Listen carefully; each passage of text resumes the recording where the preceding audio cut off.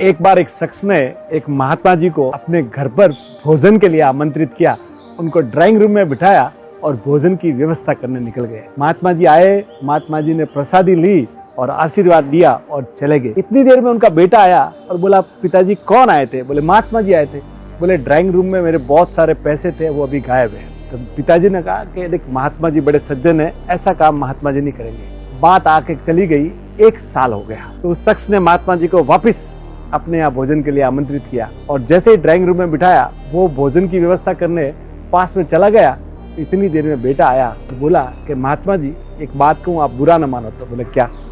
बोले, पिछले साल जब आप आए थे ना, आपके जाने के बाद मेरे बहुत सारे पैसे नहीं मिल रहे। मैं आपको छोड़ नहीं कह रहा हूँ, पर बस है सो बात है, आप नाराज मत होइए। तो महात्मा जी उसकी बात सुने और रोने लग गए। इतने में वो शख्स आया और जब उसको सारी बात पता लगी तो उसने बोला कि मैंने तुझे बोला था ना, तूने महात्मा जी को क्यों ऐसा बोल दिया? और बोला कि महात्मा जी, मैं माफ़ी मांगता हूँ, मेरे बच्चे से गलती हो गई।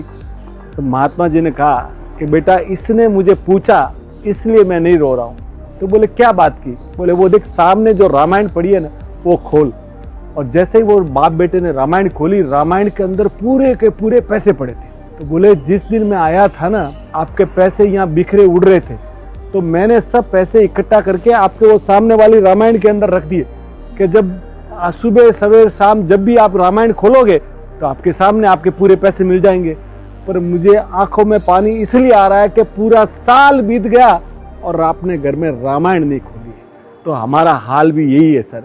हमारे मित्र है विशाल भाई, सुहाना मसाला वाले, जो बड़े आध्यात्मिक है, तो वो बड़ी शानदार बात कहते हैं कि शांति भाई, समय ऐसा आ गया है कि हम धर्म मानने वाले बहुत हो गए, धर्म निभाने वाले कम हो गए।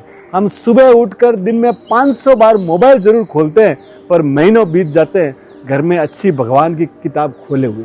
तो साहब, पहले धर्म निभाइए, धर्म मानने से ज़्यादा। Thank you sir.